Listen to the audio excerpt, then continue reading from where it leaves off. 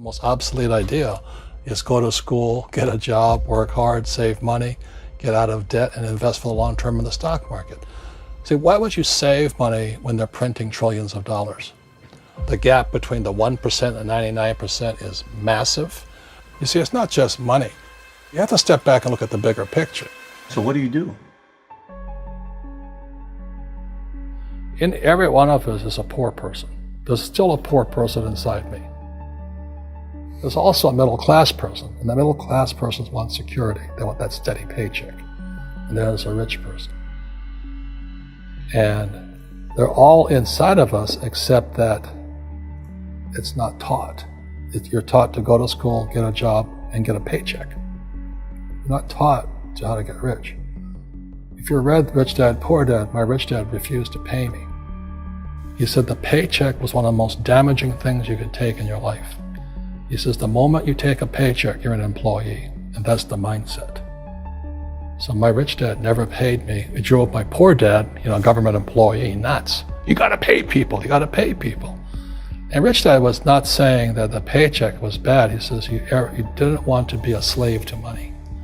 So as an entrepreneur, if Rich Dad folded, I just started another company. I don't need a paycheck. I don't need anybody to take care of me.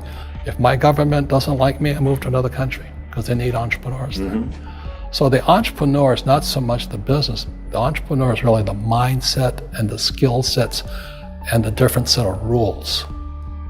You see, small business does not operate in the same rules as big business. Entrepreneur is a mindset first, a skill set, and rules. And depending upon whether you're an employee or a small business, the rules are different. The mindsets are different, the skill sets are different. If you could say one thing to somebody who's never been an entrepreneur and they're thinking about making the leap of faith into becoming an entrepreneur, what could you tell them? Well, I'll just tell them the same thing that happened to me. My last paycheck, I still remember it clearly. It was one of the worst and the best days of my life. And I was in Puerto Rico. I was working for Xerox, and my boss gave me it wasn't a paycheck, it was a bonus check. I think it was about $30,000, taxable. It's the only problem with that. So I got this check and I went, holy mackerel. So I was excited, but I was also disturbed.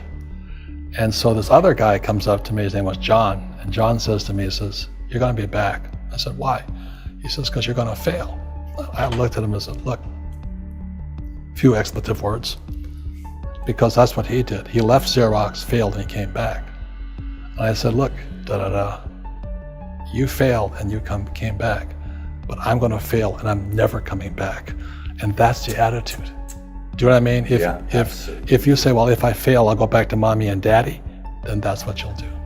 So if you fail, that's when I became an entrepreneur, because I had no money. I had no money for years. I didn't have a paycheck.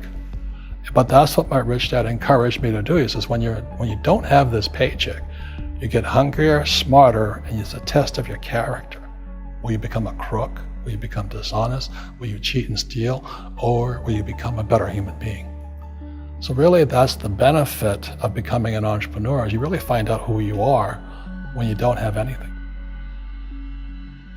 So you always have to look at the big picture. Too many people look at, well, what's going to happen to me? When you look at the big picture, you're also going to know that when something bad happens, something good's going to happen. But you got to prepare for whatever is coming. If you think next 20 years will be like the last 20 years, you're going to get creamed. When you and I go to the supermarket and we buy a carton of milk, we always check for the expiration date. But most people do not check for the expiration date on their brains. Instead of get out of debt, I get into debt. I just refinanced $300 million in debt. I went from 5% to 2.5% interest. I made a fortune. Every month, more money comes in because my cost of money has gone down.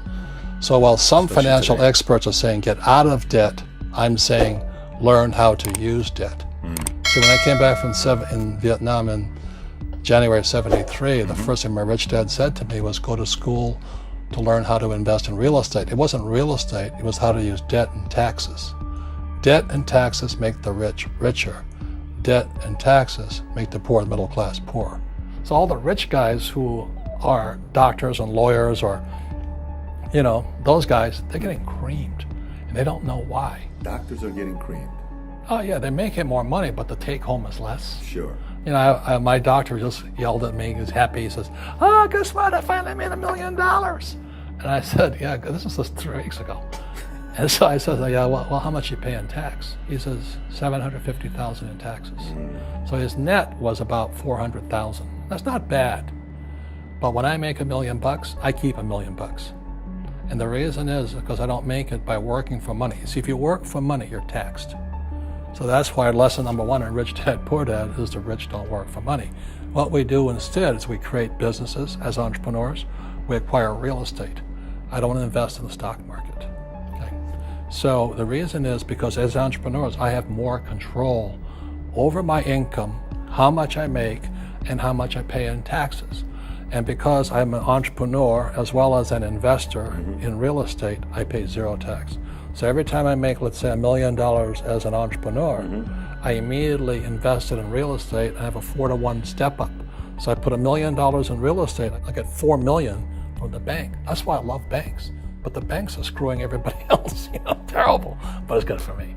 That's why you say when you print, it's good for you, but when you print, it's bad for people that work for money. Because when you print, savers get creamed and people who work for money get creamed. When they print, debtors get rich.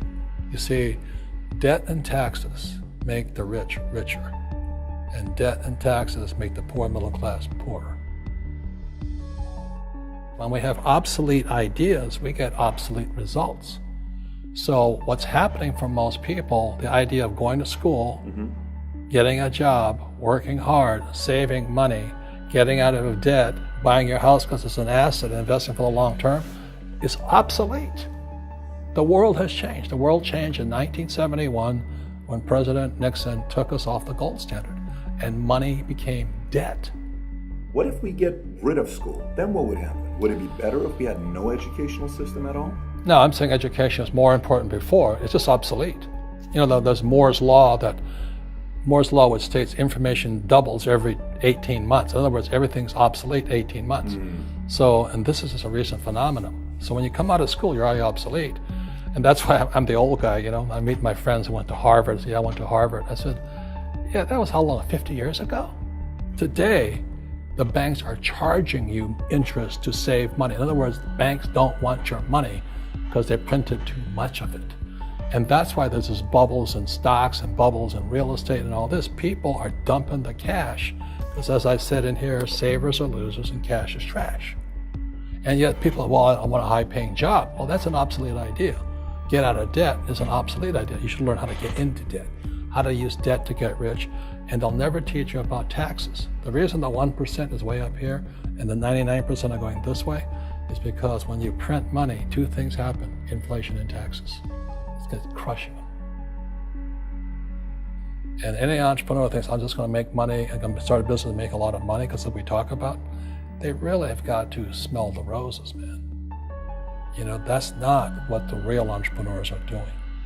Most entrepreneurs, there's 28 million small business owners in America. 24 million are what are one-person entrepreneurs. They're called non-employee entrepreneurs. So and that's what happens is when people don't really understand what an entrepreneur does. So most big people are self-employed, but they're not really entrepreneurs. The self-employed pay the highest taxes of all, and nobody tells them that. Yeah, it's also called the entrepreneurial spirit, but what we were actually talking about was there's no such thing as a bad economy. There's the external, you and I, we all have an external economy, but we also have an internal economy, and the willpower is to change our internal economy. So for me, I can see the good and I can see the bad. I don't really give a damn because I'm going to be rich anyway. But a poor person with a poor personal economy, all they're going to see is a bad economy because they don't know how to make money in any economy. And a middle class person, they have a middle class economy. What they want is a nice house, and a steady paycheck, and the job and the car. And so when you take their job away, to them, that's disaster. Well, since an entrepreneur doesn't have a job anyway, it's no big deal. So all I'm saying to people, and it's what Bucky Fuller taught me, is always two sides, you know what I mean? Unity is plural, at minimum two. So if you think the economy is bad, it's because your economy is bad. If you think that steady, employment is important, then you'll see an economy without jobs. Your economy versus the external economy. What you control versus what you can't control. I can control. Yeah, it's called an internal focus versus an external focus.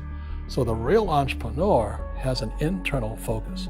That if they fall down, they say, "Oh, this is good, because I'm going to go up higher."